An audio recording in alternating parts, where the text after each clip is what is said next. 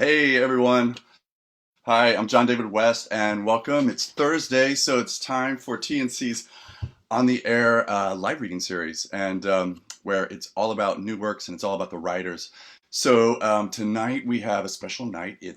Our play is called The Dining Room, and it's written by John Wesley Braswell, and it's directed by Greg Freelon, and it has this amazing cast of super talented actors who are like all over the country. That's what's so cool about this. Is like there's someone in I think Dallas and Florida and in the Midwest and all over the place. So I love this that we can be all over the place and get together and do this work. And to that end, I want to thank everybody tonight for being here and spending all their time and rehearsing and using all their free time basically. No one's getting paid for this. So thanks to all the actors tonight and to John Wesley Braswell for his sharing his work with us, and also to Greg Freeland for his excellent eyes. He has a really good eye for the camera, and some excellent direction. So I'm excited that these guys are here, and again, I can't tell you how grateful I am. I also want to tell you guys about some shows we have coming up. Of course, this Saturday is our is Theater for the New Cities. Open Though Shut. It's their live pop-up performance space that is actually at the theater on the garage, the loading dock between First and Second Avenue on 10th Street, where they open the garage and make a theater space out of that and perform it. So this weekend is, what are they doing? It's a Christmas Carol edition. So they're going to be singing Christmas carols, and there will also be some performances. So that's at 2 p.m. On 10th Street between First and Second Avenues. So pop by. Rain, shine, snow, whatever, they'll be out there. And it's socially distanced. Everybody wears a mask, and they'll have masks that they can pass out. So check it out. It's really fun, and it's such a East Village thing, cool East Village thing to do. And then we're going to be quiet for a couple weeks because we have the holidays coming up. So next week, I think, is Christmas Eve. Then we have the New Year's after that. And goodbye to 2020, for God's sake. And then we're going to start up again in 2021 on January the 7th with a new play called Dermalogic, and that's written by Robert Kirkendall. So check it out, 7 p.m. Thursday, January the 7th. And that's it for now. There's a lot more coming on, so just head over to our website at theaterforthenewcity.net and check out all the shows that are coming up. And there's lots of stuff happening at Theater for the New City other than this. So check out, see what's happening there. And then while you're there, if you could support your small theaters and small businesses and make a donation, just go to theaterforthenewcity.net. There's a donation bar right across the top. You can't miss it. If you're there right now, it's like right up there, right there. So just click on it and donate some money and give what you can. Every little bit helps. Trust me. We all need it in the theater world, and all these small businesses in New York City are really struggling. So your donation is super, super needed and greatly appreciated. So thank you everybody for that. And I think it's time for me to stop talking and get this show on the road. So I want to welcome John Wesley Braswell, who's going to introduce the play and the cast. So John, if you can join me here. There he is. Hey. Hello, hey John, Hey. how you doing? I'm good. And I think you're in Florida, right? Yeah, You're in Southwest Florida. Florida. Awesome. Last time when we first met, everybody, when we first met, he was like in the middle of a hurricane. So that was earlier this fall. It's crazy. So welcome. I'm going to disappear. You're going to introduce the cast and tell us what's happening. And congratulations. And again, thank you. Thank you for Thank sharing you your so work. much. Thank you I'm so to Theater grateful. for New City. Okay, well tonight our cast, Elijah is played by Jason Laws. Ben is played by James Ealy. Stanley is played by Alan Porterie. Delores is played by Monique Pappas. Susan is played by Antonia Badon. Rhonda is played by Elizabeth Perez. Jamal is played by Benny Flames. Isabel is played by Daria Jones. Narrated and directed by Greg Freeland.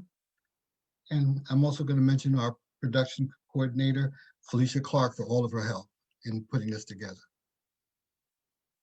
So a little bit about the play. It takes place in a nursing home, and there's an old man over 100 years old, and he's in a room called the dying room where many people do go to die. And he's visited by ghosts and spirits from the past. So, dining room.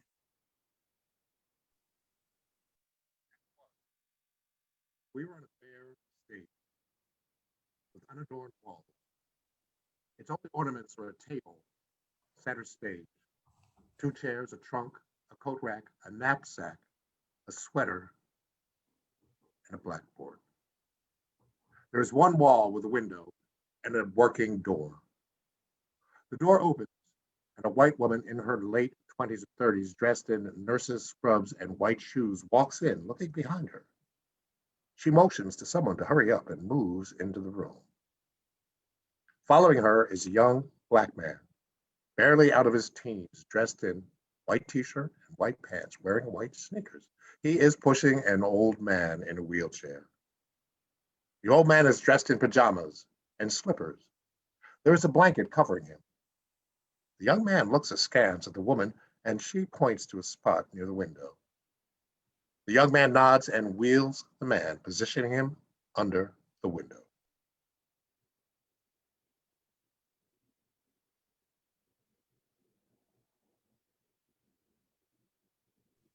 Over here? Yeah, that's fine. You want me to point him facing the window? I don't think it matters. I see your point. It might be nice to give him some air though. Too bad that window don't open. I'll open. It don't open. I'll open it. Now, if you want to get some air out. Oh, damn, this is stuck. Didn't I just tell you that? Now stop showing off. I just thought that, That's your problem. Don't think. Just listen. Hey, Rhonda, what you doing tonight? Nothing that involves you. Now come on and let's get Mr. Pearson's room ready. They're gonna get their bed soon. He's gonna get his bed soon. All I'm saying is, if you ain't got nothing to do, maybe I could go get my brother's car, and then we could go. How come every time some guy says that, they're always too damn old or too damn young? Get moving. Come on. Come on, man. Listen. And Jamal, don't take no detours like messing around with that crazy ass Pablo. I heard what you two been up to. Rhonda leaves, closing the door. For moments, Elijah sits quiet, still, unmoving. Then from the opposite stage, Ben enters. He does not use the door, merely walks in as a filtered light illuminates and follows. He's dressed in coveralls, a torn t-shirt, and work boots. He looks around the room, then spies Elijah. He smiles and walks over to Elijah and turns the wheelchair until Elijah is facing him. Elijah's face is still uncomprehending and looks down at the floor. As Ben starts to speak, a little boy carrying a fishing pole over his shoulder and smiling smugly enters from the light. Ben hears him and turns. Angrily, Ben turns to the little boy. Get out of here. You don't come at the wrong time. Go. Get, I said. Remember him, Elijah? I do. Oh, I do. I remember clear. Like yesterday. But it wasn't yesterday, was it? Must have been 1931, 32. You was about 8 years or so. I didn't see him then, but you did. Yes, you sure enough did. I remember. We was looking for that stray calf. You was beside me carrying them books of yours in the leather bag your grandpa got for you. You remember? I do. Clear, like yesterday. I can still see me rummaging in them bushes after that stupid animal. You know, all cut up by the briars and brambles. I remember I was walking it back to the field when I turned around and I called out to you. I remember that. You was gone and I had this funny feeling. I remember yelling so loud I like to bust the cords in my throat. Then I heard you over by the river screaming for help.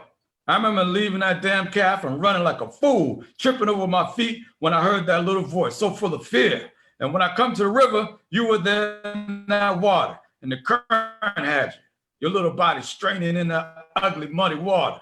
Oh, that was a terrible day, a terrible thing to see. I just jumped in, swam to you, and kind of plucked you out and carried you over to the riverbank. I watched you laying there trying to cry and cough up that awful water. Oh, I was so mad. Not at you, no, not you, just mad. Because my little boy almost got took from me. I was feeling the worst kind of mad. You know, when ain't nobody or nothing in particular to be mad at, nobody to hit. Oh, how I yelled. I cursed the teacher for giving you them books. I figure you must have had your nose in them books and just kind of stumbled in the river. Yeah, what a fool I must have looked like, cursing and yelling, crushing you near to death in a bear hug. You know, son, your mother died in my arms. Yes, and our firstborn, a baby boy. He would have been your big brother. It was a chill. I remember. He died in my arms. Yes, I held them both. And when they died, I held them tender and felt the life just drain out like river water. But you, I held fierce and tight to keep the life in you. God forgive me if I dared the Almighty to try and take you from me. Oh, I was a brash, stubborn man in those days. Then you came to, you told me the strangest tale. Told me you seen a little boy fishing, seen him walking on water. Then like magic appeared up in the apple tree. Said this boy asked you to go fishing with him. I let you babble on. It was so good to hear your voice, even for one nothing but nonsense. I was just so good to hear anything. I was just so glad to have my little EJ back. I didn't care what you were saying, but you just kept insisting. There's some little boy you was making me scared. Well, maybe a little nervous. And before I knew it, I was yelling at some invisible little boy. I was standing there cradling my arms by the river, you all wet and shivering, me all wet and foolish with anger and fear. I started to yelling, you stay away from my boy. You hear me? This is my boy, by God. You leave him be. Yes, screaming out to the trees, out to some invisible boy. I remember clear, like yesterday. I was a proud and foolish man, but I had my son, Elijah. You so old, boy? I guess I never could imagine you old. Elijah, son, can you hear me? I never told you how proud I was of you. Never told you I loved you. I tried to show it, but you done good, boy. You growed up a good man, your own kind of man. Remember the day before you left for school? I do. Oh, I was a foolish man. But I was just a farmer. I never believed in something I couldn't make grow or slaughter for dinner. I didn't trust books. Didn't know the glory of learning. You remember that day? I do.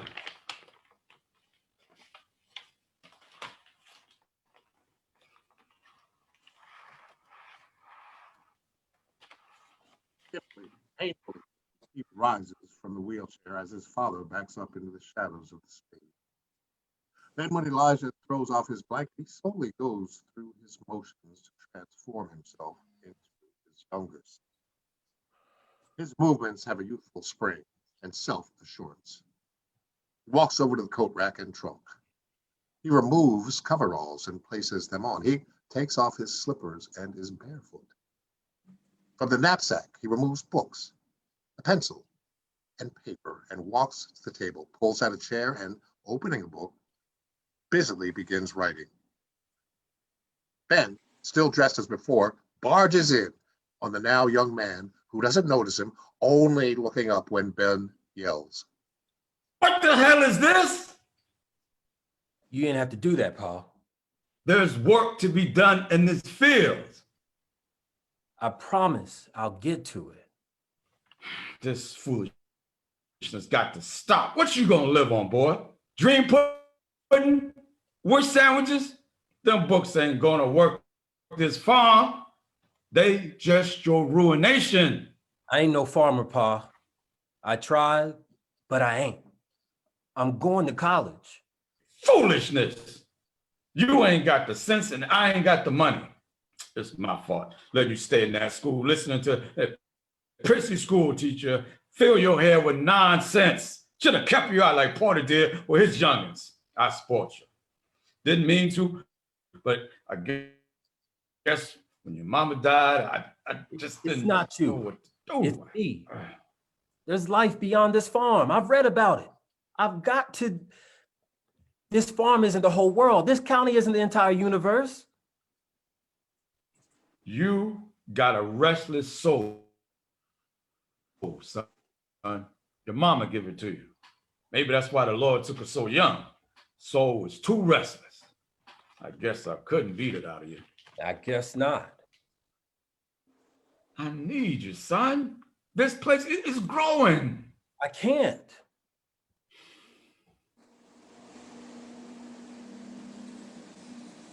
Got a scholarship. Won't pay for everything, but they can't hold it forever. I ain't gonna beg you, boy. I've made up my mind. The train leaves tomorrow. I've got one ticket, it's one way, and I saved up for it. EJ, come here, son. I want to talk to you. I'm going, Pa. You can sit here and listen. It's still my house. You still my boy.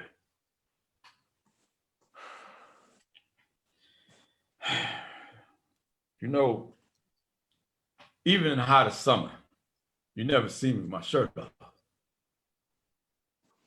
Yes. I never wanted you to see.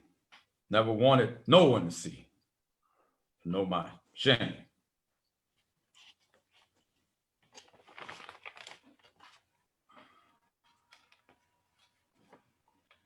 There's my scar. It looks like. Yeah, it's an N.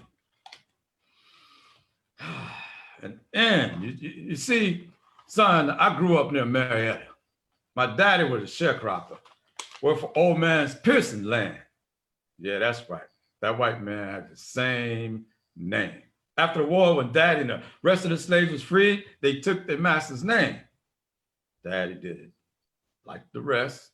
But there were some stories that old man Pearson was Daddy's father. That the man who lived with his mother that was sold down to Alabama wasn't his real father. I don't know if that's true, but it was one of them stories the slaves all told and believed was true. I never asked no one. I was scared to ask my old man. I don't think my mother ever knew either. So years went by, and I almost forgot about it. A lot of them old slaves moved on or died, and the story kind of died with them. My mother, she was like you, believed in book learning and schooling. Sent me every day, even stood up to Papa.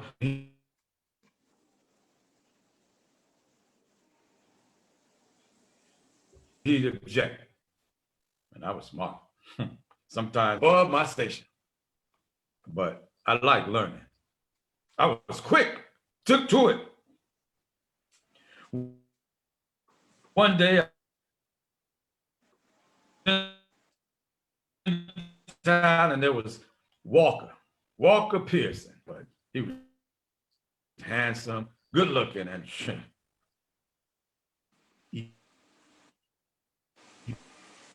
then a double with the ladies. Well, I was with some guy he messing with, and he clapped me on the shoulder. He said, "Annie, I know him, right? I'll prove it. Being here, he's a right smart nigga. He'll tell you." He said, "Then this pretty little thing tried to tell me that Abraham Lincoln had the nerve to show his ugly face here in the South. And I'm telling her he never had the guts. He just stayed hiding out in that White House with that crazy hag of a wife and his old self until old John Wilkes set him straight. He never said it, sir. Tell her, Ben. Nah, I could have shut my mouth. Or if I was really smart, just said he was right.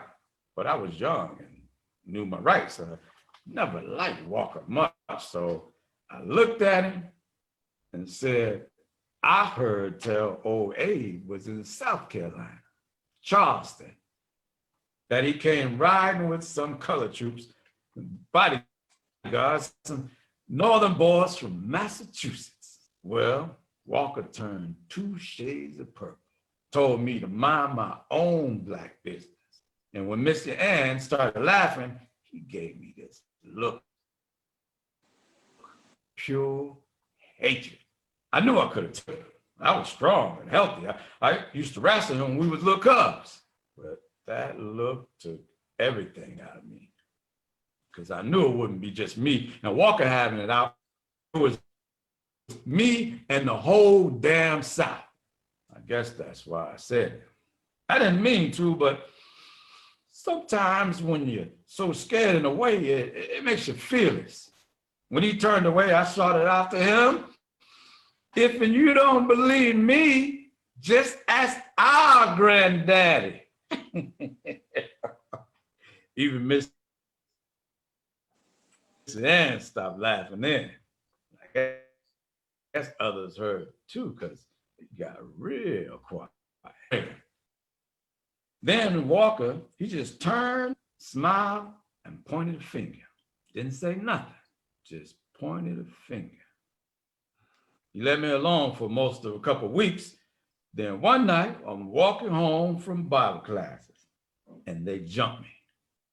I fought like a wildcat in a snare trap.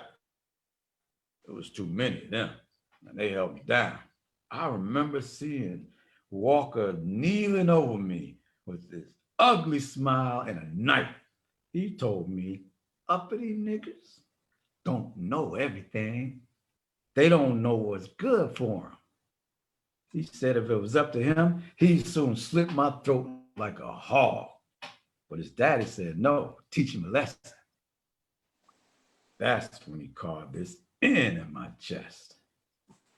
He said if I ever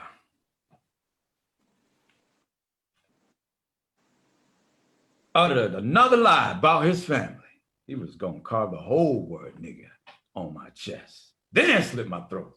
And even his daddy wouldn't stop him. I learned that day about climbing above my station. Well, this is 1940. Times change. Look around, open your eyes. They still niggas hanging from trees like moss. Nobody's gonna carve up my chest. Oh, maybe they'll carve up your soul. Oh, I don't want to lose you, son. You will if you make me stay here. Ain't nothing I can say. No. When you leaving? Tomorrow, about noon. It's a long walk, so I'll be leaving around 10:30. You can leave. 11:30. I have to, Paul. I have Tomorrow morning, I'll hitch up my horse. Don't want you all dusty before you start your trip.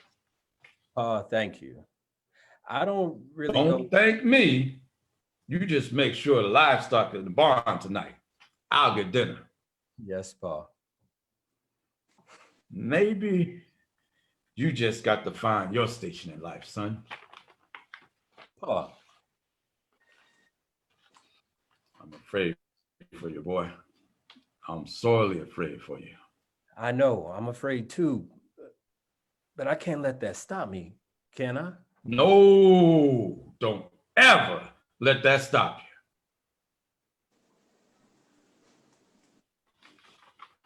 you. Moves overalls, and slowly, with a creaky gait, an old man fits his feet into his slippers. Clad again only in his pajamas, he shuffles back to his wheelchair. His father follows him. He places the blanket around his son tenderly and turns him back toward the window. Then with a last look, he leaves the stage. After Ben leaves, there's a pause. Then Rhonda, the nurse's aide, re-enters through the door. She stares around the room and then looks in on her patient. As she does, the door swings open and a breathless Jamal runs in, shutting the door behind him. What the? Oh, had it from Pablo. Stop making her. I ain't making no noise. Besides, he don't care. Damn, he looks dead. Well, he's not. He's very much alive, just real quiet.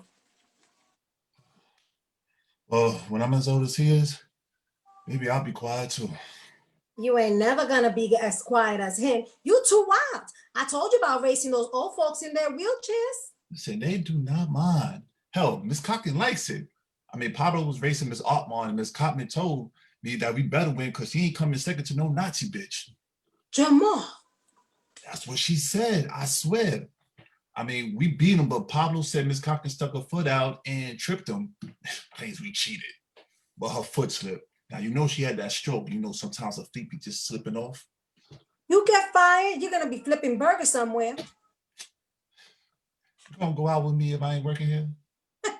Little boys, little boys. All right, just do me a favor, all right? Go see if the coast is clear, and I'll sit your ship in the activity room. Thursday and Friday? I didn't say 2 days. Well, let me see if I find Pablo. Okay. Thursday and Friday, all right? But Saturday night, it's gonna be you and me. And where you gonna take me? Listen, I'll take you wherever you wanna go. Where is it that I wanna go? What? Wait here. Count to 10, and if you don't hear from me, then you come on.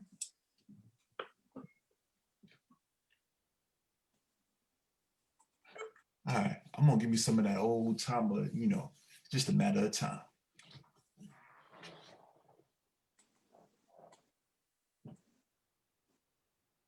Jamal races out of the room, slamming the door behind him. The room is still. Then the filtered light comes on as a woman enters from part of the stage Ben entered.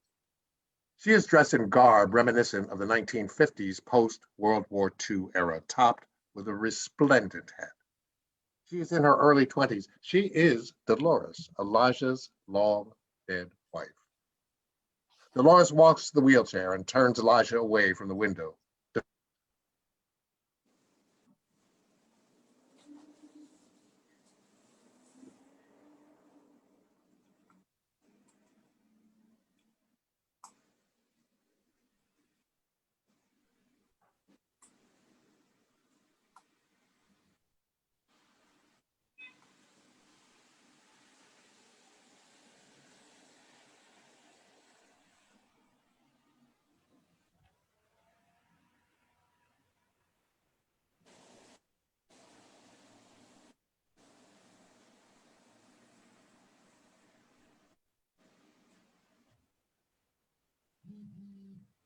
Delores is unmuted. Thank you.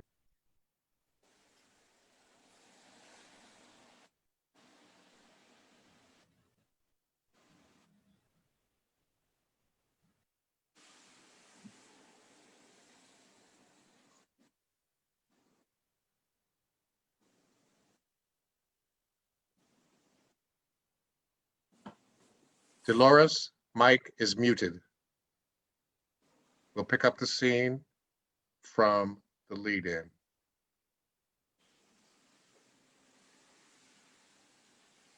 That you in there, EJ? I guess I have to adjust to this. It's so strange. You're so elderly. Okay, old. It doesn't matter. You're still my greatest love. Believe that, EJ. I'm only vapor now, a somewhat tattered memory.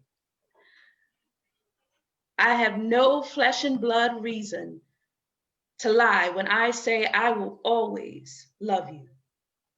Believe me. Elijah's blanket walks toward the trunk and pulls out a picnic basket. She spreads the blanket on the floor and reaches into the basket. As she does, Elijah stands stiffly and moves to the trunk. He takes out a mustache and places it over his mouth. He also removes an umbrella. He walks to the coat rack and removes a jacket and puts it on. He sits on the blanket next to Delores, who smiles, takes her hand out of the basket, and brushes her hand over Elijah's mustache. Hold on, woman. What Is is? that something? Stop picking at me. Can I say something? What? You're somewhat less charming with potato salad in your mustache. Some women might say manly, messy, but manly. Low-class women. Well, it sure is a lovely and beautiful day today. It can get cloudy in a hurry, Professor Pearson. Nah, it's too beautiful. I won't let it. It's not gonna rain. Well, mister, you're more relaxed than I've seen in a while. Why not? I'm happily married. I enjoy my job. I've got the day off, and I've got the prettiest little daughter. Speaking of Gracie, where is she? Probably chasing. Delores, this is for you. Goodness. Out here in the open? Why not? We're married. I felt the drop of rain. As one does when being pelted by rain. Then he opens the umbrella over both he and Delores, who begins collecting knives, forks, and spoons, placing them in the basket. I don't believe it. See, you're fallible. Am I? Don't worry. You're too busy being infallible to ever notice. Have you noticed? Oh, I've noticed. I just never mind. As long as you're with me, I never mind. Can I help? No, just relax. Aren't summer showers fun? Don't you ever see the bad side of anything? Should I? Should I get Gracie? Gracie's fine. She's probably over by the gazebo with the other children, over where that poor man sits. What man? You know, the veteran with the missing leg. He has the tin cup and he juggles balls and all sorts of things. You must have. EJ, you all right? Sure. I just don't remember no man. Oh, the rain stopped. You can put that thing down. It's okay now. Honey, you must have seen that man. He's there every day. I've never seen him. How can you forget about it? I told you, I ain't seen no man. Don't use low-class language like that, honey. Even joking, someone might hear you. Darling, I haven't seen any man. Better? You're just trying to get a rise out of me. Not argue, it's too nice. What can I say, missy? I'm sorry. Stop that. I'm just joking. A little lowbrow humor, D. No, I don't approve of that low-class way of speaking. It's habit forming. What if Gracie hears you? Or your daddy? Don't. Not today. No, you needn't worry yourself unduly. I would never speak in such an unseemly manner in the presence of the Reverend Dr. Woolfolk. Lower your voice. What's the matter with you? It's just sometimes. Well? Sometimes I feel. What? I don't want you to take this the wrong way. Oh, you're going to say something mean. I knew you would take it the wrong way. Well, what am I supposed to think? Whenever someone tells you they don't want to be misunderstood, it usually means they've got something unpleasant to say. Never mind. Let's just enjoy our picnic. And sit in silence? I hate suffering your silences. There's usually a rebuke in everything you don't say. I was just going to say that even though I love you more than life itself, and even though— Just say what you have to say. Sometimes with you, your family, I feel like I'm here on probation. I'm always being assessed, weighed. They don't mean to make you feel like that. I know I don't. It's not you. Well, not just you. Your father, your family. My family has taken you in. Taking me in. Don't you know how that sounds? Makes me sound like some damned orphan or something. Don't swear, it's vulgar. Vulgar, low class. I know where I came from. My daddy was a farmer, spent his days looking at the ass end of a mule. I know where I came from. I think your father is a fine man. From a distance, D. From a distance like my aunties, cousins, uncles, and further distances. And who created those distances? EJ, you're ruining a beautiful day, an infrequent day off. Yes, I do work hard to make a good life for you and Gracie. And yourself. I want to give Gracie everything. Spoil her the way her father spoiled you and your sisters. Stop that this instant. Ain't nothing wrong with spoiling kids, or should I say, there isn't anything improper with giving children everything they want. My father has been damn good to you, Elijah Pearson. Now who's being vulgar? And if he's hard on you sometimes, it's because he senses your potential. You're a fine professor.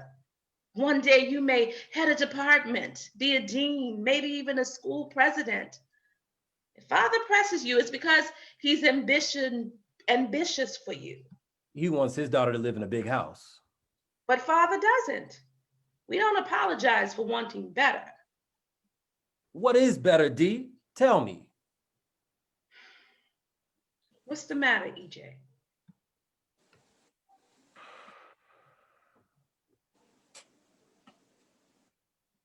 Did I ever tell you I used to be in a band? No. During the war, before I finished school, when I was in England awaiting D-Day, I sang and played piano in a band, just a group of guys like me, country boys, plunking out old blues tunes we'd half learned. A little of that swing stuff too. Don't look so stricken. I didn't know you played the piano. I don't really. Not Mozart or Chopin, nothing I could play at one of your mother's teas. We used to play in local pubs and shacks they put up near the camps. We weren't very good, but we had enthusiasm. There was this one old country boy from the Delta. He used to play his guitar and sing Old Billy Bug Eyes. His real name was Willie Simmons, but everybody called him Bug Eyes because he had big bug eyes. But he could play some guitar. He'd make that thing sing, make it cry. He had some high old times before we got sent across that channel. Old Bug Eyes, Billy Simmons. I'd almost forgotten about him. Now there was one of your low-class vulgar men. He could pluck that guitar. Hey D, you ever hear Fantail Molly? No, and I don't think that I want to hear about Fantail Molly. Got me a don't care woman. Fantail Molly was her name.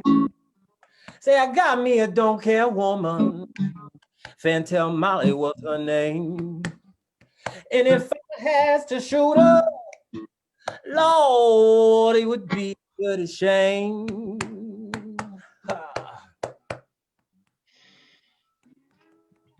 I go to work on Mondays, working for the railroad line. I come back 2 weeks later, finding clothes I know ain't mine. She got prayer meeting on Thursdays. She sashays in awful late. One stocking seam is crooked and the other ain't very straight. I got me a don't care woman. Fantail Molly is her name.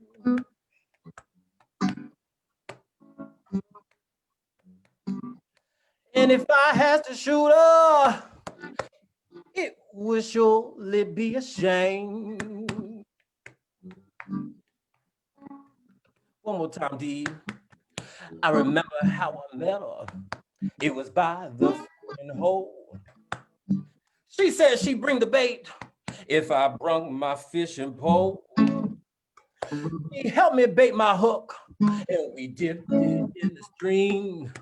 We fished and fished and fished it all. We made them fishes scream. Stop that this instant. Stop. Someone's going to hear you. It's just an old song I used to sing, D. It's a vulgar song. It's just a simple song about fishing. Don't insult my intelligence. You and the Reverend and all the other Presbyterians in your daddy's church might not approve, but we used to get quite an ovation with that song. I'm getting Gracie. I'm getting Gracie, and we're going home. You're talking like you're drunk. Presbyterians don't get drunk. We imbibe. My daddy now, sometimes he gets drunk, but then again, he's just a country Baptist. I don't know what's gotten into you, but when it passes, we'll speak long and hard. Yeah. I'll get Gracie. Hope she isn't over by that horrible man. The one with the missing legs.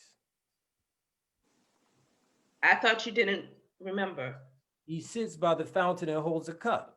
He props his crutches on the bench. So you have seen him. He's been begging there for months. Sometimes he juggles these balls and I watch him. He grins and he juggles these balls, but his eyes, they never smile. Elijah, EJ. A lot of veterans, their eyes never smile. You ever notice that? Sometimes. I'm sorry, my silences wound you. It's 1951. Almost 10. It could be 10,000. Since that war. When I came home, the first thing I said to myself, I said, EJ boy, you live the life you want. You earned it. Have you lived the life you want? I love you and Gracie. I wouldn't trade you for anything this world or any of the other. No silences. Once you've been to war, you learn many things. You learn that life is short and brutal, the joy is fleeting and suffering lingers, that bravery is uncommon compared to cravenness, that dishonor is more prevalent than honor. War teaches many brutal lessons, but it also teaches you to take risks. And sometimes those risks save lives. Sometimes I wonder if I'm capable of taking risk anymore. I wonder if I'm living a safe little life because it's what I want or because it's what others expect me to want. Maybe you wonder too much. Don't be angry with me. You've never been on a battlefield, never had your face in the mud and heard and smelled such madness. I think the stench was the worst. You can close your eyes to the visuals, misery, but your nostrils are open to the death, the ripe smells of human insides, open and steaming, of flesh burning. In the end, the battlefield isn't just the smell of blood and excrement or even death. It's the absence of sanity, the absence of God. You lie there, your head buried in the mud and the snow. Indeed, you begin to wonder. Sometimes you just wonder, you almost even go insane. Then I volunteered for it. You're scaring me. Please, don't be. I just want to What? To know why. To know why some of the others are dead or crippled and you're here? Why you survived a little life with me and Gracie? Don't be upset, D. Aren't I enough? Yes. Enough. Yes. Both of you, more than I deserve. No, not more. It's just wondering who I am here, teaching at your father's old school, married to you. I could have done many things, some of them coarse and self-indulgent, but here I am training young minds. Doing what you love and what you're good at. Sometimes even good fortune can mystify you.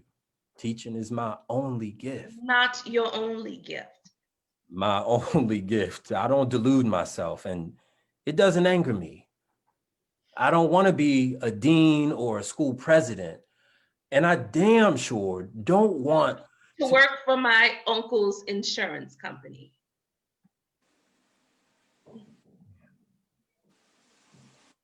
How did you know? My aunt. She says Uncle Harold is very upset. You haven't given him an answer. It would mean a much bigger salary, maybe even in a few years of partnership. My uncle is almost rich. You could have anything you desired. Yes. Is that what you want? Anything you desire? Elijah, you should have told me Uncle Harold asked you to join his company. That was wrong. Yes, it was. We're partners, equal partners. I can't know what you saw in the war. Your eyes are your own. But if you suffer, I suffer. You can't shut me out. If you bury your face in your pillow at night and moan like a wounded animal, I suffer. I'm sorry, Dee. Not as sorry as you should be. You may think Daddy suffocated your spirit and Uncle Walter wants to run your life, but they are not in this marriage. If you really want to teach, then tell them I will stand back to you with back to back with you without regrets. Just don't blame my family for your choices and don't blame me. I don't blame you. You're everything to me. Again, it's not my family that suffocates you. It's that war and your solitary nature pulling you away from anyone who gets too near to the real Elijah Pearson. So make your own choices. Choose to teach. Choose to use your gift. But you better also choose to treat me as an equal partner in this relationship. Or what? You'll leave me? Women don't have as many options as men, but we can take risks too. Yeah, like marrying a simple nobody, not one generation removed from the plow. Like falling in love with a man so concerned with his liabilities, he rarely stops to add up his assets. Sometimes he does.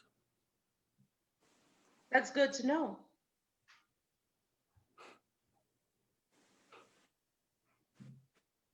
So you take risks? I do. Laura grabs Elijah and pulls him down on the blanket and kisses him passionately. They hold each other. Out here in the open, D? Uh-huh. Just so you know, I can outkiss any French girl running, standing, or jumping. Oh, And don't speak. Just this once. Silence is golden. Removing her hat, Delores continues to kiss Elijah. Finally, they pull apart and stand up. Elijah wraps his arms around Dolores' waist. Mrs. Pearson, I'm shocked. I'll tell you something else, Professor Pearson. You're going to find Gracie and take her over to Aunt Gertrude's for the afternoon. Right now? In the middle of the day? You sure there's not anything in the Presbyterian bylaws about this? Let's risk it. Dolores stops smiling, and so does Elijah. He removes his mustache and jacket and grabs the umbrella and replaces them.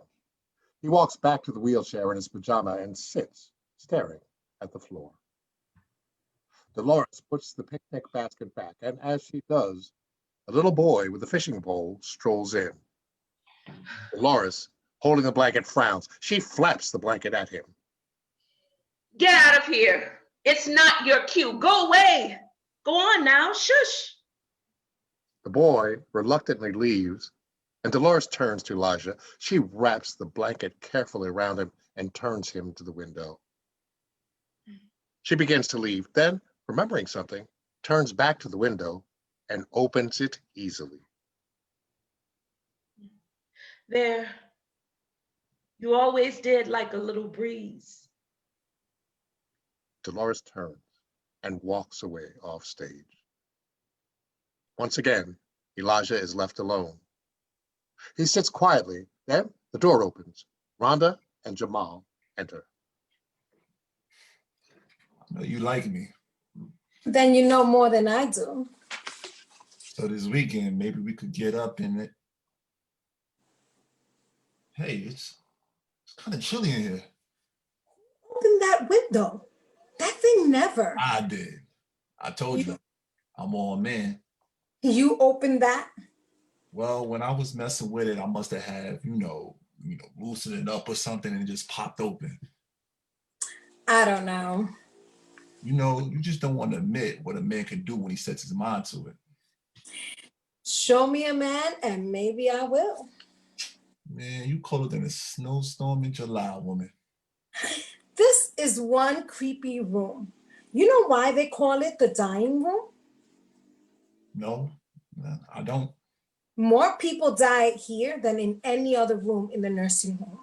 More than the bedrooms, more than the bathrooms. I don't need to. What's the matter? Frightened of some scary stories? Man, I ain't scared of nothing. Then I know you're still a boy. Real men are smart enough to know there's plenty to be scared of. This place gives me the creeps. Is his bed ready? I don't know. Oh, now you're mad? Come on. I was just... Don't treat me like that. I'll go check on his room. Don't leave mad. Come on, I was just joking. Come on, Jamal. I was just having a little fun. Can't you take... It's quiet as two people enter from off stage. One is a young man in his early 20s, wearing an army uniform from the Vietnam War era. The woman is dressed in 1970s era clothes. She is in her 40s. They stare at each other. Both start toward Elijah, then stop and stare at each other again. Finally, the young man removes his cap, bows, and gestures, giving the woman leave to continue. He retires to a chair by the table. The woman strides over and, not too gently, turns the wheelchair and faces Elijah.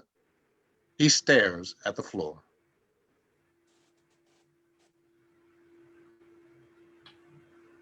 Can't look at me, can you? You old bastard. I ain't forget you.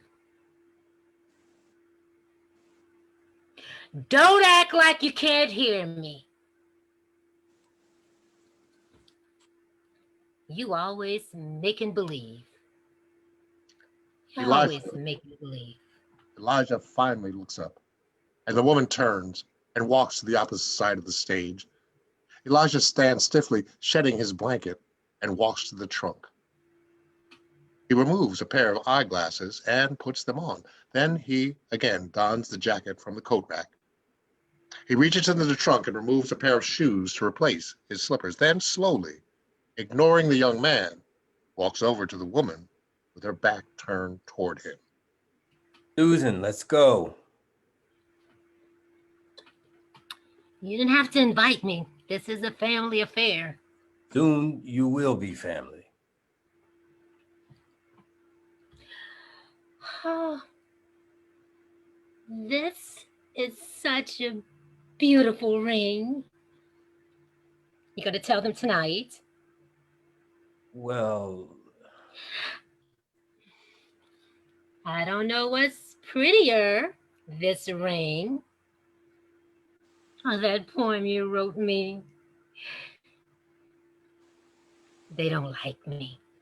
you know kids, they adapt. Kids?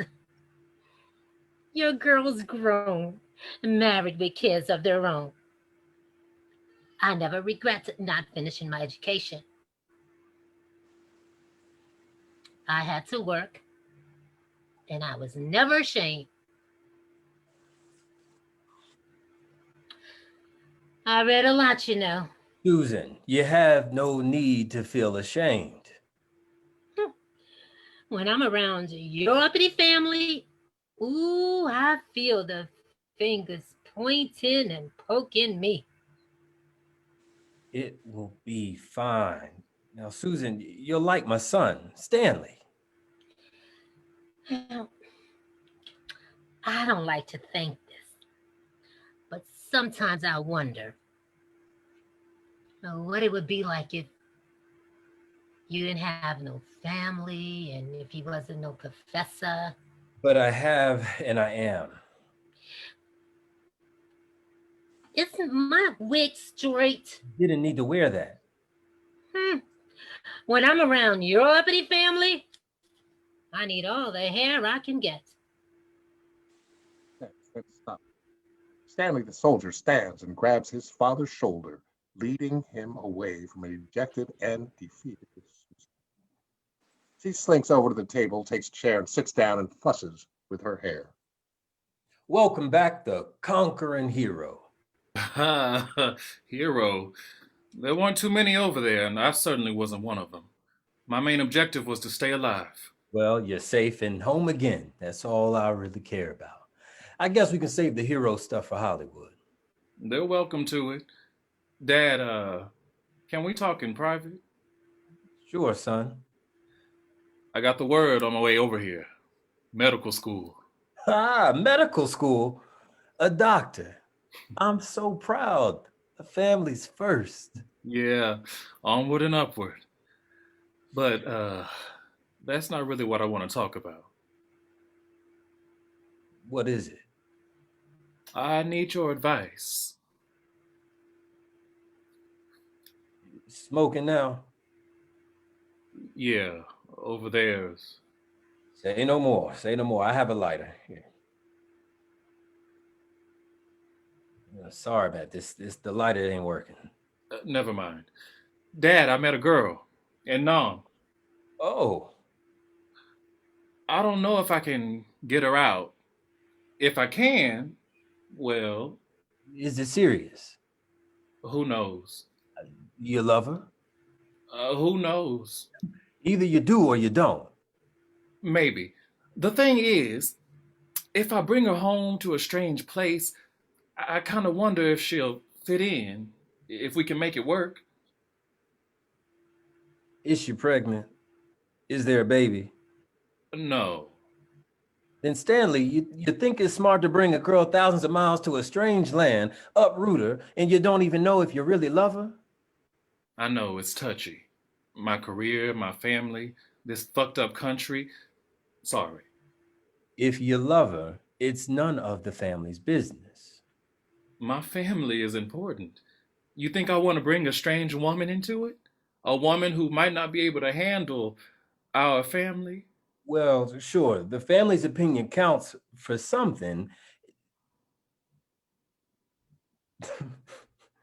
I think you chose the wrong career.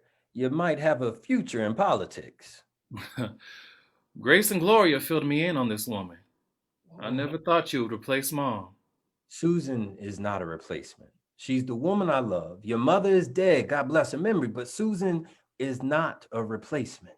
She doesn't fit in, Dad, and she never will.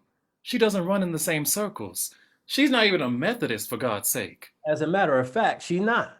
I don't know if I should tell you, but she attends a storefront church you and your sisters might consider one step above Holy Roller and one above Voodoo. Don't be glib with me. I'm not one of your students. Do you love her? No, you're not one of my students, and I don't have to be glib. I'm your father, if you can remember that. And I don't have to explain diddly squat to you either, but I will. I like Susan. She's fun to be with. No, she isn't your mother, but I don't expect her to be. But do you love her? Either you do or you don't. Look, I know you've been lonely, but there are... What? Women? Like some of the women on Tyson's Lane, they call it a big house. You know, some of them women actually frequent Susan's hair salon. I don't mean prostitutes. I mean women of... Of what? My station? And just what is my station? I'm not picking a fight. I'm glad to hear, because I'm older and tougher and I'd win. I used to work on a farm. But Grace and Gloria are two good reasons why intelligent, educated women need to be more than housewives. My God, did I do this? Do what? Raise a bunch of supercilious, Mean-spirited snobs. You can attack us all you want, but just think, is she gonna fit in at faculty teas? Or at your history club meetings? When people inquire, does she say, yes, I do hair for the girls over at the big house? Or, yes, I had a little drinking problem. Did you know that? She had a little drinking problem. Because you are my son, and I love you, and because no doubt in your own muddled way you think you mean well, I forgive you. But don't you ever talk to me this way again, and don't ever mention that problem again, or you'll be wearing a cap up your tight ass, doctor indeed, physician, heal thyself. Dad, I assure you, you needn't be embarrassed by our presence any further. Don't worry, our exit will be dignified and sophisticated. Elijah walks over to Susan, grabs her forcefully by her arm, causing her to hold on to her wig. Susan, we're leaving. We are? Yes, and if anybody has need of us, we shall be supping at Big Jim's Chicken and Rib Shack, dining on his delicious pig's feet and rice. Taking a stunned Susan by the shoulder, Elijah heads to the end of the stage and stands there. Stanley puts his cap on and shakes his head sadly, then walks past them into the shadows, off stage. Elijah and Susan turn and walk to the center of the stage. Why'd you say we're going to Big Jim's? I'm hungry. You eat pig's feet, right? Sure, but it's the way you said it. You made it sound like a crime. Sorry. I wanted to hurt them, not you.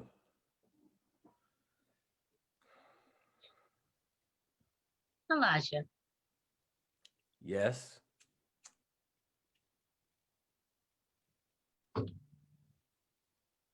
you ain't gonna marry me, are you? His homecoming. Why do you have to ruin it?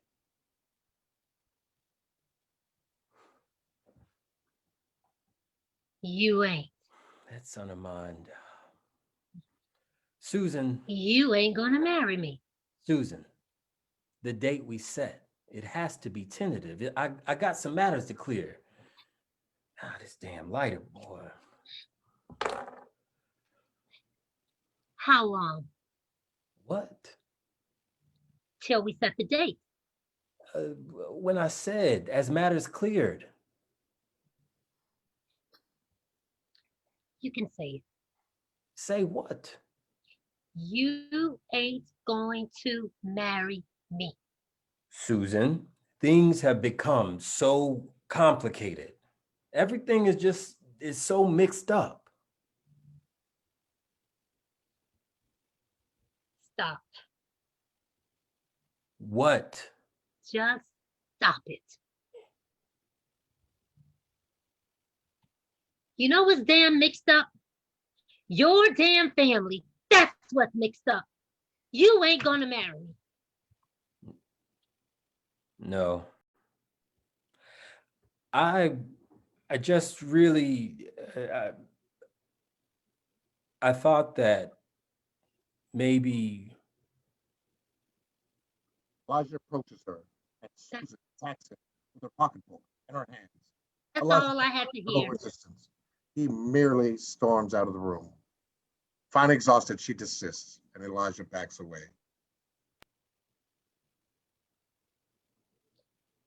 I could have been good for you. I could have been the best thing in your stuffy little life. I could have made you happy. I could have loved you. I could have given you a real life. Now, you'll never know. I know. No, you don't.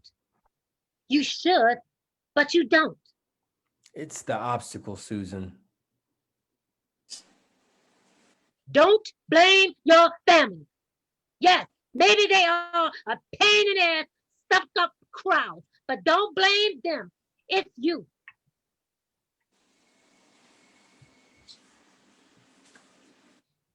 And that's Right. damn Delores.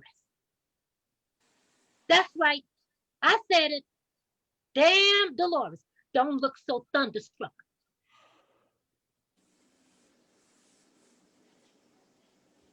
I said it. Saint Delores, Queen Delores. You want me to worship her too?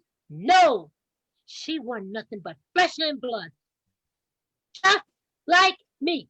She wanted a man to hold her. She wanted a man to love her. She wanted a man to make love to her, just like me. She didn't spend gold from her sewing machine, and chocolate didn't drip from her lips every time she opened it. Don't touch me. Go back, pretty family. Go pine for your sweet Delores. I've been taking care of Susan for a very long time. And I'm going to continue taking real good care of me. At least just let me walk you home. Take it. Keep it. I don't want nothing of yours. Go ahead. Take it and go. Won't take me long to forget you. Susan, please, can we still just be friends?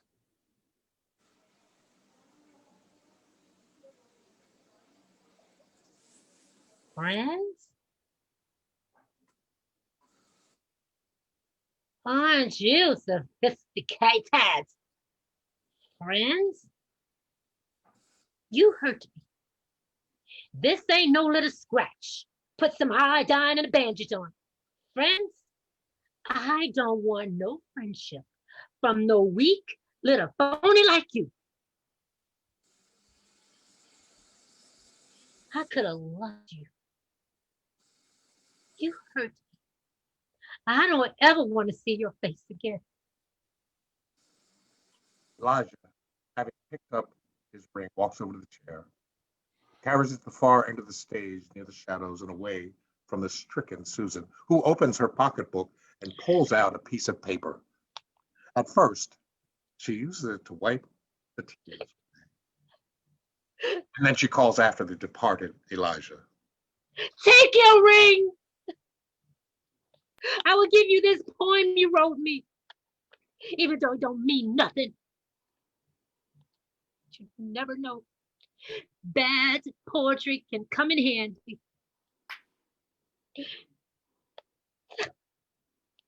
I can always use it to wrap coffee grounds.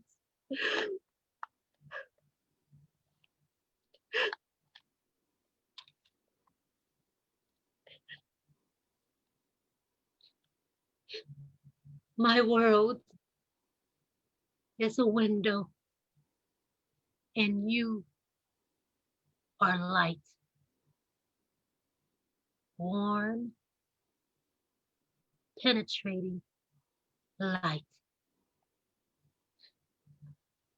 Adding substance to space. Shrinking dark shadows. You are light, and I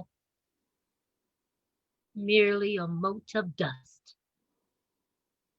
suspended in your raw glaze.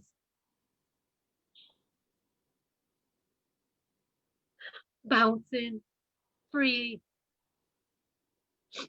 dancing weightless, within golden shafts of light. I drift on fragile beings, reeling and shimmering haze.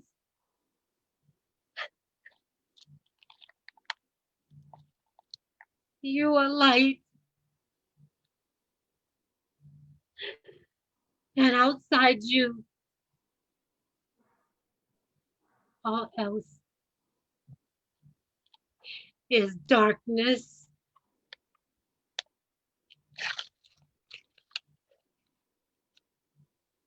Susan shreds the poem completely and walks to a chair, and sits head down on the table. Then gathering herself up, she walks off stage. As she does, she passes Delores. They give each other a quick glance and move on. Delores takes Elijah's arms and leads him to the coat rack where she helps him off with his jacket, shoes, and glasses. He returns him to his wheelchair and places his blanket over him. So that was Susan. Many times I'd hover over you alone in bed, watching you toss and turn, relieving the agony of your regret. Well, she seems nice in a sort of way. Now that's the biggest compliment you're going to get from me, EJ. I may only be a shadow of a woman, but there's still enough woman here to be just a little catty. Not much, because I don't believe in that. You know, women cutting their eyes, cutting each other with sharp words. I never once walked into a room full of women with ice in my shoulder blade, kissing the air next to someone's cheek. I had many friends, real friends, friends I would cook for and do their sewing when they were sick or full up with child. Oh, I remember my friends. Oh, we could laugh together and sometimes more than sometimes cried together, holding on to each other through every crisis. I always felt women's friendships were so much stronger than men's. Not that it made us better, just different. I guess anybody with limitations imposed on them learned the value of friends who shared and suffered the same trials and tribulations, some at the hands of men they loved and trusted. Not that you were like that. I know that you didn't hold to keeping women in their place. And I know you, of all people, felt the slap and sting of limitations being imposed. We shared that. But with my women friends, I could squeeze a hand and wipe away a tear and just a chuckle, all without uttering a word. Fellow sufferers, fellow survivors. You know, that Susan didn't seem like a bad sort. I bet she could have been a friend. There was a spark in her. But you had me hoisted up on this pedestal. I guess there's only room for one goddess on a pedestal. Well, we both know I wasn't a goddess. Just a regular woman, a regular person. Susan knew. I bet she did. You know, honey, it's too bad about Susan. She seemed to be nice in a sort of way.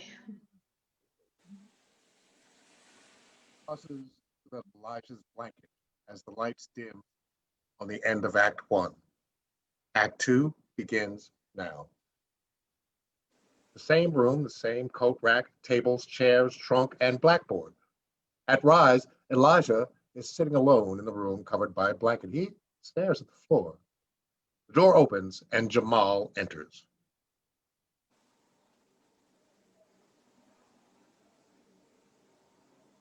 Well, Pops, like you're gonna be here for a while. His bed isn't ready, is it? What are we gonna do with him? He can't sleep here. Why not? Doesn't look like he cares much. Would you like to be sitting up in a damn wheelchair all night? No, I guess not. I want to see what's up. What's the holdup? Leaving him here with this crazy window and this crazy creepy room? I know, it feels weird to you, huh? I want to be stuck here all night, by myself. That's all I know. Scared? No, cautious. And I know I didn't open that window either. I thought, I didn't even budge that thing. you sure? What's the matter? You scared, little girl? I wonder if we should just move him. I don't think what's bothering us will bother him. Things that scare young people, old people have figured out a long time ago. It's like my grandmother used to say, when you're too tired or old to run, what's the sense of being scared? Still, it ain't right leaving him here. I'm gonna see about his bed. You know what? What? Never mind. What? Sometimes you don't seem quite so young. Well, sometimes when you smile, you like a little girl. Schoolgirl. Well, you know what, Mr. Pearson? Even though he's just a young and tender thing, I just might get me some of that. Rhonda walks out, leaving Elijah alone again and staring at the floor. This time, from the shadows of the far stage, out of the filtered light, a woman walks in. She's in her 20s and in 1970s miniskirt and clogs. She wears granny glasses, and there is a stethoscope around her neck. She walks over to Elijah, places the stethoscope on his chest, and gives him a mini exam, feeling his throat and taking his pulse. She turns the wheelchair and faces Elijah.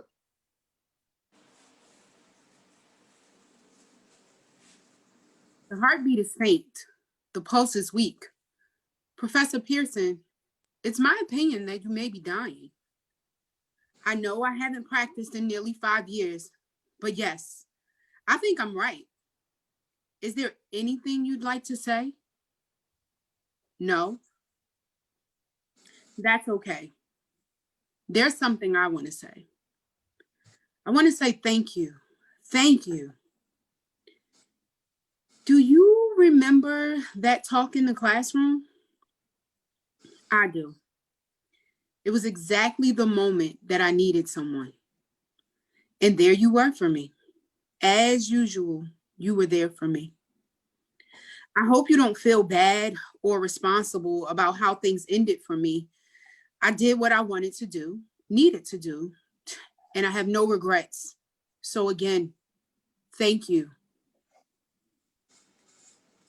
Isabel turns away from Elijah and walks to the blackboard. She pulls it to the center of the stage and then goes to the table, takes a chair, sits down, and folds her hands in her lap. Elijah, older, weaker, tries unsuccessfully to rise several times before finally succeeding. As he walks to the blackboard, there is no spring in his step as before. He almost creaks audibly when he reaches into the trunk and pulls out his eyeglasses. He places them on his face. Then he walks to the coat rack and puts on his jacket. He leaves his slippers on. He seems dazed. Elijah walks to the blackboard and grabs a piece of chalk.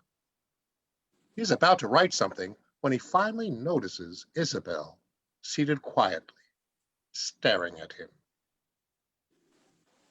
Isabel, you're still here. Class is dismissed. I'm sorry. I don't want to bother you. Since when does a smart, pretty girl bother an old man? What is it, Isabel? I have a problem. I was wondering if you could give me some advice. Well, tell me your problem and let's see. Well, you know, I graduate this semester. And I'm happy about that and sorry to see you go. You've been one of my best students. And I've been accepted to medical school. Why, that's wonderful. Way to go, Isabel. Only problem is I don't think I'm going. Why not? It's my family. They don't have a lot of money. So There are grants and scholarships, loans. I know, but loans and med schools is so expensive. My mother worries. She worries about me accumulating bills, and they can't help me. My mother works in a factory on an assembly line. We don't have a lot of money. And And it was already a sacrifice for them to send me to college. They could use some help. If I got a job now, it would help lighten their load just a little. There's only me, and they don't have any other children. have they asked you not to go? Oh, my mother would never. She would never do that. Well, what about your father? He never says much of anything. Ever since my brother died in Vietnam, or rather was killed, he doesn't say much anymore. But sometimes I see something in his eyes. It's like he's afraid to see me leave too. I mean, I commute here to school, but in order to go to med school, I'd have to go to DC, and I've never left them. Maybe you're just a little afraid of going away yourself. Oh, I'm big time scared. I'm frightened of being alone in a big city. I'm frightened of classes where everybody's smart and maybe smarter than I am. Yeah, I'm scared, but I'm excited too, you know? Yes, I know. So what should I do? What do you think you should do? What does your heart tell you? Don't do that to me, please. I'm sorry. You're right. We can't always be led around by our heart, can we? But what if I told you to stay? What if I told you the right thing was to make the sacrifice, live with your parents, take care of them, keep them company, get a good job here in town, maybe teach? I just don't know. Well, I'm not going to tell you that. I'm going to do something I've always said I would never do. I'm going to give my advice. People rarely take advice anyways, you know, and when they do, they usually end up blaming the advice giver for their missteps and their mistakes. But this one time, I'm breaking my own rule. Go to medical school, go, become a doctor, heal the sick, comfort the dying. And if your folks don't accept your choice, live with their disappointment. You never know. They may come to understand your choice, even accept it. And if they don't, well, when they're long dead and buried, you'll just either forgive them or live with the regret. But that regret won't be 1/10 of the pain that you will live with if you stay here thinking you're going to please them. Doing something that you were put here on this earth to do isn't always selfish. Sometimes it's fulfilling. And I think healing the sick, plucking life out from the horrible hands of death happens to be a most meaningful profession.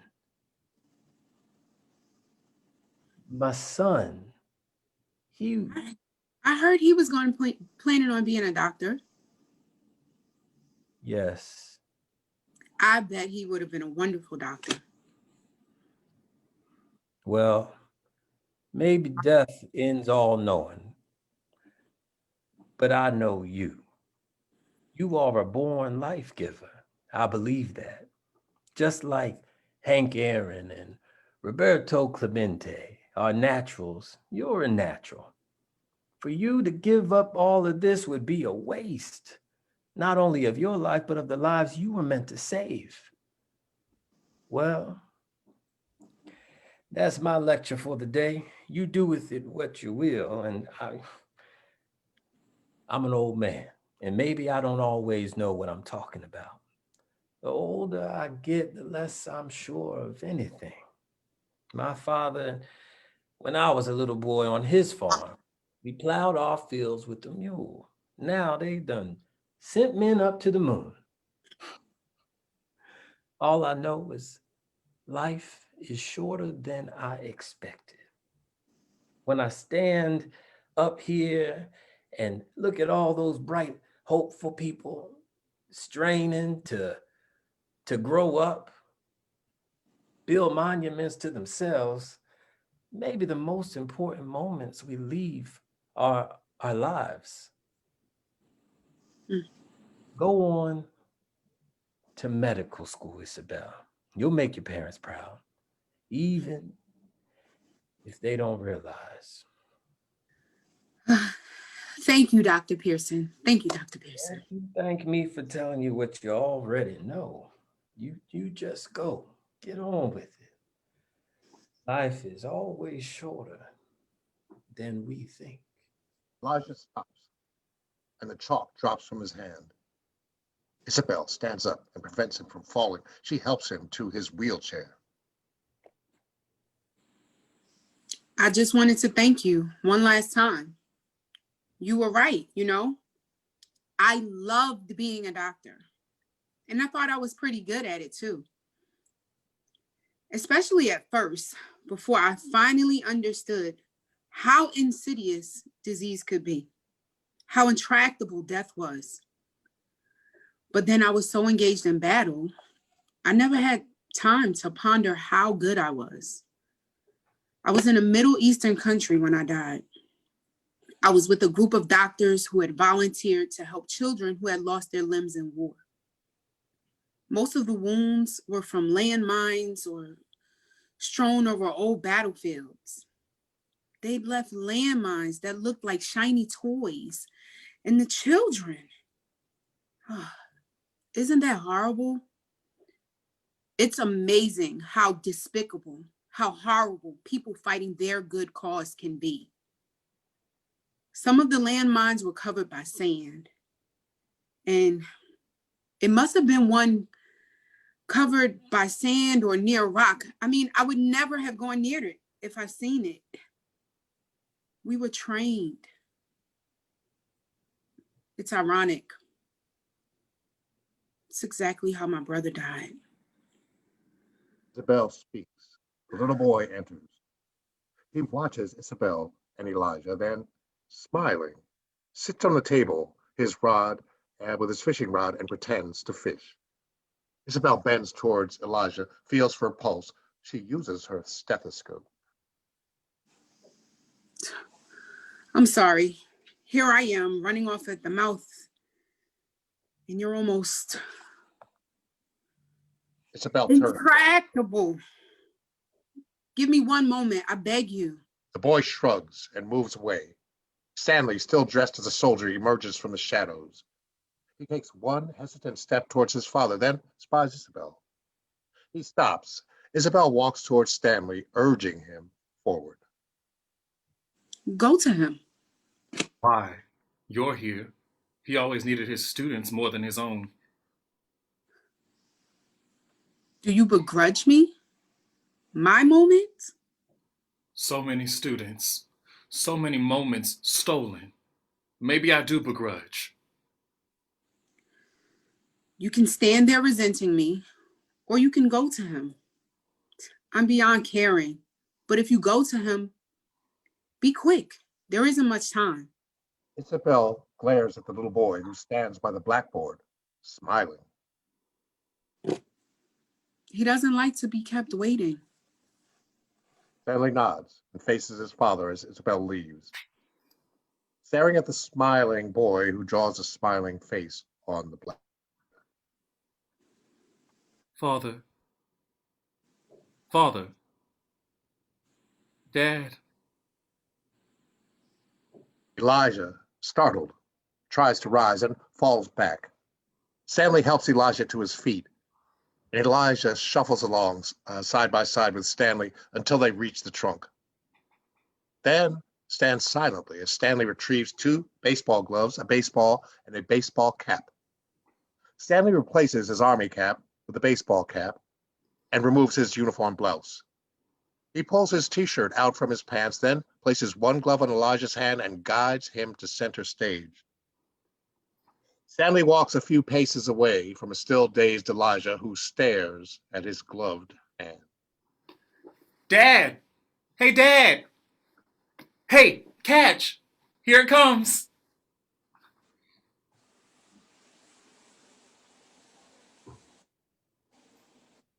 Toss it back. Come on, a little catch. Come on, Dad. Just a couple of tosses. Finally, Elijah throws the ball weakly, and Stanley catches it. He throws it back, and as the game of catch progresses, the years fall away. Now a younger, vibrant Elijah plays catch with enthusiasm. A smile creases Elijah's face, and he crouches into a catcher's position, pounding his mitt. Throw it in there, son. Just throw it right here in the target. Stanley does, and Elijah, laughing, yanks his hand from the glove and shakes it. For a few moments, they smile and resume catch. Then, suddenly, Elijah staggers, and Stanley springs to assist his father, who is suddenly weak and feeble. Stanley helps his father into the chair. He kneels and looks up into his father's eye for any sign of life. He grasps his father's limp hands. You know, Dad, it wasn't the great times, the vacations, the trips, weddings, the victories. It wasn't even you teaching me to drive or how to treat a date that I remember best. It was the quiet times, in the backyard, just you and me playing catch, the sound of the ball slipping into the mitts, and you and me, not saying a word, just quietly loving one another. I am so sorry about Susan and fucking up your happiness. I guess maybe in the end, it's death that gives real meaning to life. Elijah collapses back into his chair.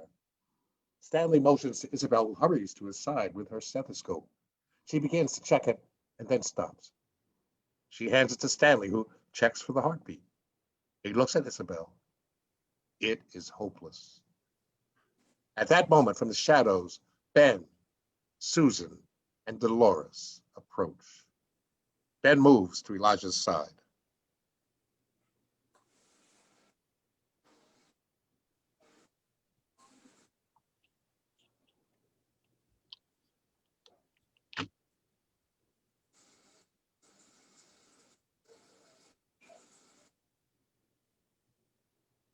I'll take this, but it ain't yours. It's mine.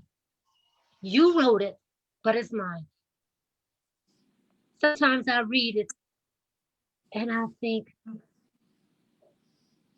I could have made you happy. I could have made you laugh. You didn't laugh much after me, did you? Good. They say you were a great teacher, but you taught hard lessons, Professor.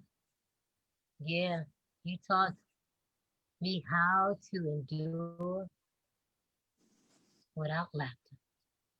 Yeah. You taught me that. Susan breaks down sobbing, and Delores holds her. Together, they stagger to the trunk and deposit their pieces of Elijah. The others follow, and then all except Ben leave the stage. Suddenly, Rhonda and Jamal enter through the door. I never thought that you would get that bad. When I set my mind to something, I get the job done. Stop bragging. Let's just get him. Man,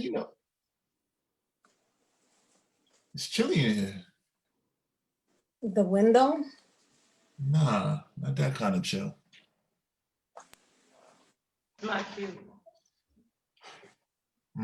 Come on, let's get him out of here and get him into his own room. No rush. What you mean, no rush? Take a look for yourself. What? Look, he ain't sleeping. No, you're wrong. He's asleep.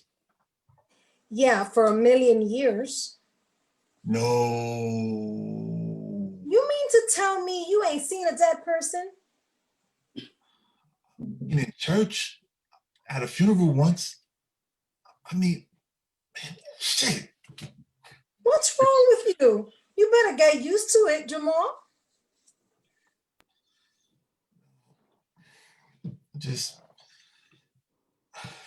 Oh, man, just not that. I mean, just look at him. I mean, he's here all alone. There's no family. His friends is gone, and he's just here all. I mean, there ain't no one, and his bed is ready. It just ain't right. No, it isn't. Jamal, I want you to go to the nurse's desk. They'll call the ambulance and get his paperwork. You hear me, Jamal? Yeah. Good. Just go to the desk. They'll know what to do. I guess you're happy now. You know, damn near about to see me cry like the baby always calling me. No, I'm not.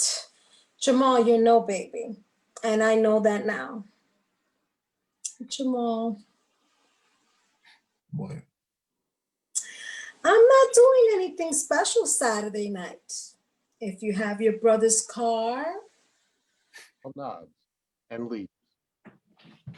Rhonda retrieves the blanket and starts to place it on the body, then changes her mind and folds it over her arm. She walks to the door, looks up into the air. We never opened that window, did we? Rhonda leaves and motions to the boy who is seated on the table. The boy grins and jumps from the table. The boy nods and walks to Elijah. He takes Elijah's hand. Elijah rises. He's startled. He looks at his father and then to the boy.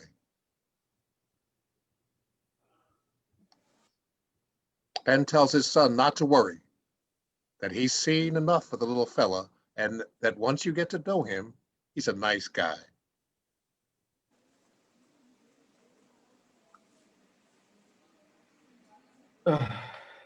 Yes.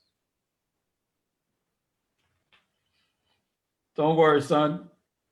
See, he's a nice enough fella once you get to know him. Have to? Yes. Oh. There's so much.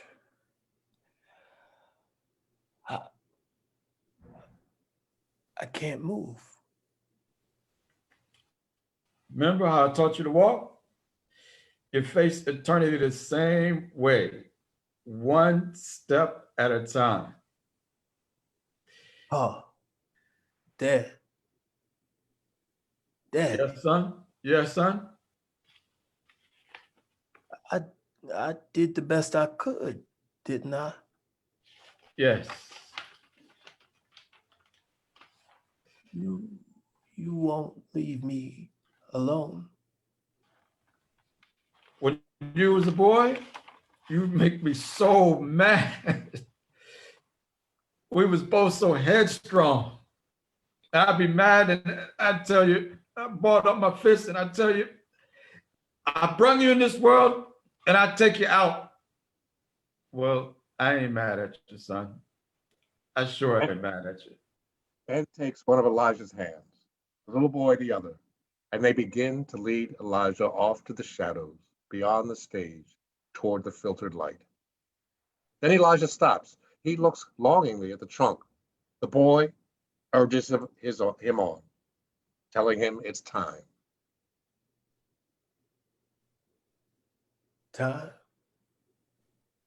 Time to go fishing.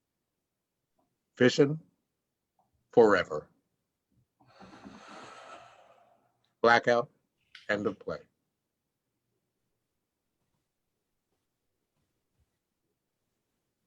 All right, actors recover. Thank you. Hey, everybody. Yay. Thanks, guys. And welcome back, John Wesley Braswell. Is he still there? Yeah, there you are. Awesome.